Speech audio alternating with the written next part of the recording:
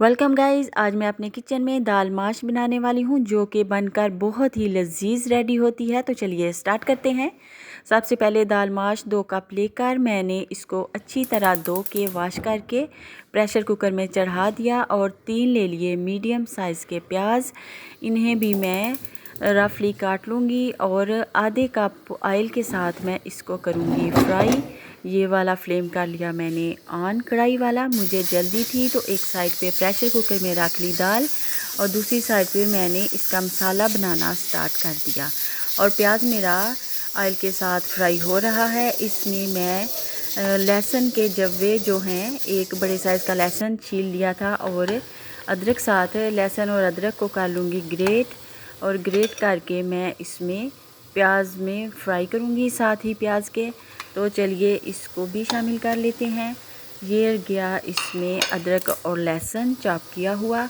अब इसको थोड़ी देर फ्राई करूँगी। प्लेटों को अच्छी तरह से साफ़ किया करें, कोई एक कतरा भी चीज़ ज़ाया नहीं करनी चाहिए क्योंकि चीज़ें ज़ाया नहीं करते अच्छे बच्चे। और दूसरी साइड पे प्रेशर कुकर जो है वो मैंने बंद कर दिया और अभी चेक करते हैं हमारी दाल किस हद तक गली है, क्योंकि हमें बहुत ज़्यादा गली हुई दाल भी नहीं चाहिए और कच्ची भी दाल नहीं चाहिए। और ये जो टमाटर और हरी मिर्चें हमें चाहिए वो भी मैंने साइड पे रख ली हैं। इन टमाटरों का तो मैं अभी बना लूँगी पेस्ट। और ये कुकर खोल के चेक कर लें दाल किस हालत में है। तो जनाब, जैसी दाल मुझे चाहिए थी एग्जैक्टली वैसी ही है, क्योंकि पूरे 5 मिनट लगवाने हैं, इससे ज़्यादा आपने टाइम नहीं लगवाना। अगर आप टाइम की कमी पेशी करेंगे तो ये आपके ऊपर डिपेंड करता है कि आपकी दाल कच्ची है या गल चुकी है। तो सही तरह रेसिपी को फॉलो करेंगे तो सही तरह ही ये रेडी होगी। दूसरी साइड पे मैंने 3-4 छोटी हरी मिर्चें और वो वाले टमाटर ब्लेंड कर लिए।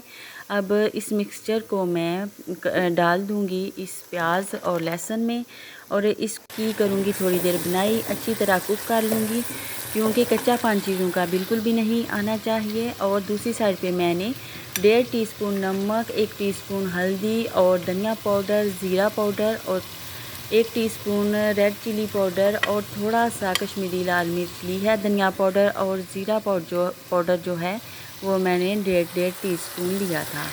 अब इन तमाम स्पाइसेस को भी मैं इसमें शामिल करके थोड़ी देर कुक करूँगी। तो चलते चलें मेरे साथ साथ और रेसिपी को फॉलो करते रहें। और अगर आपको मेरी रेसिपीज़ आ रही हैं पसंद तो इन्हें लाइक और सब्सक्राइब भी कर दिया करें। तो अगर आप चैनल पर नए हैं तो लाइक भी कर दिया करें। तो आज की ये जो दाल है, दाल मखनी स्पेशल ढाबा स्टाइल से भी बढ़कर है। इसका टेस्ट बहुत ही अमेजिंग है। अगर आप एक बार बनाएंगे तो यकीनन अगली बार भी ज़रूर बनाएंगे। इसमें मैं चिकन पाउडर ऐड कर रही हूँ। 1 टीस्पून तकरीबन मैं चिकन पाउडर ले लूँगी और इसमें करूँगी शामिल। ढाबे वाले और रेस्टोरेंट वगैरह वाले इसमें शामिल करते हैं चाइनीज़ साल्ट जो कि सेहत के लिए बिल्कुल भी अच्छा नहीं होता। अगर आप लोग रूटीन में चाइनीज़ साल्ट यूज़ करते हैं किचन के खानों में तो अवॉइड करने की कोशिश करिए, क्योंकि ये सेहत के लिए बिल्कुल ठीक नहीं।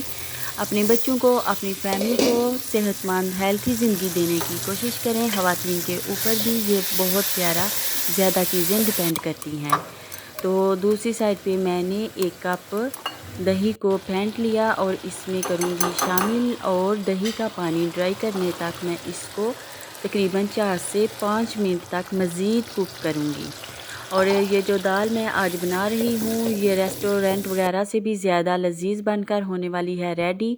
तो अब मैंने इसमें दाल जो है ऐड कर दी है और दाल को इसमें शामिल करने के बाद मैं थोड़ा सा पानी ऐड करूँगी और फिर 5 से 6 मिनट तक इसको पकाऊँगी, दम पे रखूँगी ताकि ये जो मसाले जात वगैरह हैं दाल के अंदर रच बस जाएं और दाल जो है अंदर तक लजीज हो जाए। तो हाफ़ कप मैंने पानी ऐड किया और अब इसको कवर कर दूँगी थोड़ी देर के लिए।